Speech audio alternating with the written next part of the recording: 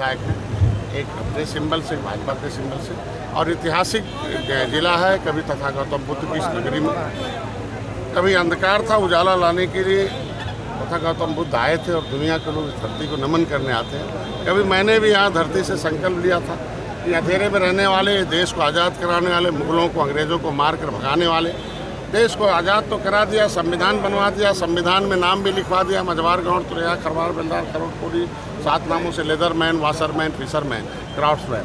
लेकिन कुछ बेईमान लोग, जो अंग्रेज़ों की नीति पर चलने वाले लोग, criminal tribes act inquiry committee की रिपोर्ट 1949-50 के आधार पर 193 जातियाँ जो उत्तर प्रदेश में निवास करती हैं, जिनको अंग्रेज़ों ने कानून बनाकर उजाड़ा था। देश तो आज़ाद हो गया, 5 साल 16 दिन बाद वो आज़ाद हुए थे। ऐसे लोगों को 74 प्रकार की व्यवस्था देनी चाहिए थी, वो नहीं मिला, वो फाइल गायब करा दिया। संविधान बना, संविधान में पब्लिक फाइल 74/14/50 पब्लिक SC/ST जो थी उसको गुम करा दिया कांग्रेस ने, सपा बसपा के सहयोग से, जिसमें लिखा था कि हुआर लेदरमैन, हुआर वाशरमैन, हुआर फिशरमैन। ये कौन होंगे कि उसके आधार पर संविधान में 3 नंबर पर मझवार हैं, 23 नंबर पर जाटव और चमार भाई हैं, 30 नंबर पर धोबी हैं। तो अगर उसके आधार पर लेदरमैन को, वाशरमैन को मिलता तो फिशरमैन को 1931, 1941, 51, 61, 71, 81, 91 तक 60 सालों तक इन्हें SC/ST का प्रमाण पत्र मिलता था। ये सुरक्षित थी, इनकी ज़मीन सुरक्षित थी, नौकरी सुरक्षित थी, इनके जो है लोकसभा, विधानसभा, विधान परिषद सुरक्षित थे। ये हम सुरक्षित सीट से लोकसभा, विधानसभा जाते थे। जिस तरीके से रामचरित्र निषाद मछली शहर से जीत के गए थे सुरक्षित सीट से, पहले हमारे MLC जो है रामचरण निषाद जीत के गए थे, जो है 1927 मैं कह रहा हूँ आज के दिन में कि हमारी ये सुरक्षा छीनने वाले, ये आरक्षण छीनने वाले, इनका पर्दाफाश हो रहा है, इनका खिलाफ अभियान चला है। मैंने एक किताब लिखी है 100 पेज की, उसका नाम है मथुआ SC आरक्षण जो है महाजन संपर्क अभियान है। कि छीनने वालों, आरक्षण छीनने वालों, सुरक्षा छीनने वालों, मान सम्मान, स्वाभिमान, रोटी कपड़ा और मकान, जमीन जायदाद, शिक्षा, ये सारा सुरक्षित था, उसको छीनने वालों का पर्दाफाश हो रहा है। और जो हमने पहल किया है, माननीय योगी जी के पत्र 18/1/2021 को मैंने लिखा कि हम केवट मल्ला, मझवार, अनुसूचित जात के कारण मेरा नाम पिछड़े में डालना गलत है। 31 दिसंबर 2016 को राज्यपाल ने अपने पावर से पब्लिक सर्विस कमीशन 1994 धारा 13 में SC/ST OBC का जो उत्तर प्रदेश का रिजर्वेशन की पॉलिसी है, उसके अंदर राज्यपाल को पावर उन्होंने हमें निकाल रखा, हम OBC में नहीं है। हमारा नाम OBC में डाल देना ये गलत है।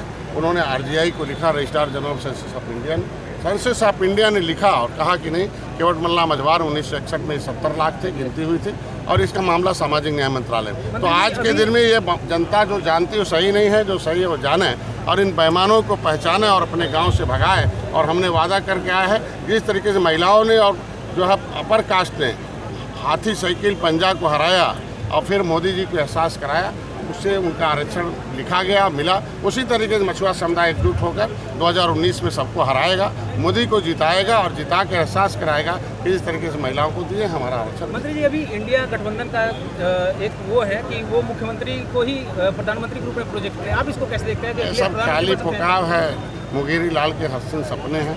कोई भी किसी को कुछ भी बना सकता है, लेकिन बनाने के लोकतंत्र में जनता जनार्दन है, जनता ही जज है, जनता साइनिंग अथॉरिटी है।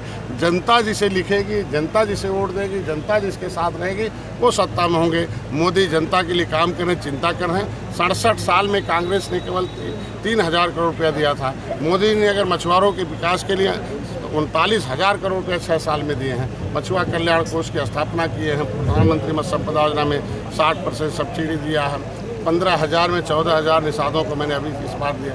आज के फ्री में बीमा है। किसान क्रेडिट कार्ड की जगह पर बिना किसी गारंटी के आधार कार्ड पर इनके मछुआरों को 1,60,000 की जो है किसान क्रेडिट कार्ड है, उसमें 7% में 3% मोदी जी दे रहे हैं, 4% हम। आज के दिन में इनके लिए मुख्यमंत्री संपदा योजना, निषाद राजभोट योजना, इनके पढ़ाई के लिए, इनके अकाल आवास के लिए, इनके शिक्षा के लिए, चिकित्सा के लिए, दवी का आपदा के लिए, इनके इलाज के लिए सारी व्यवस्था अगर हम कर रहे हैं नीति बनाकर, तो इसलिए जनता हमारे साथ है और जनता हम मोदी के साथ। विपक्ष का कहना है कि महंगाई बहुत ज़्यादा है और 24 पे वो महंगाई पे ही आपको काउंटर करेंगे, आप इसको कैसे देखते हैं? देखिए, आज के दिन में यह सारे लोग, जब किसकी देन है महंगाई, कौन सी पॉलिसी बनाया 70 साल में?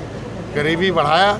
आज 70 साल में पहली बार है कि पूरी दुनिया के लोगों ने सर्वे किया है कि लगभग 14% गरीबी पूरे देश में घटी है।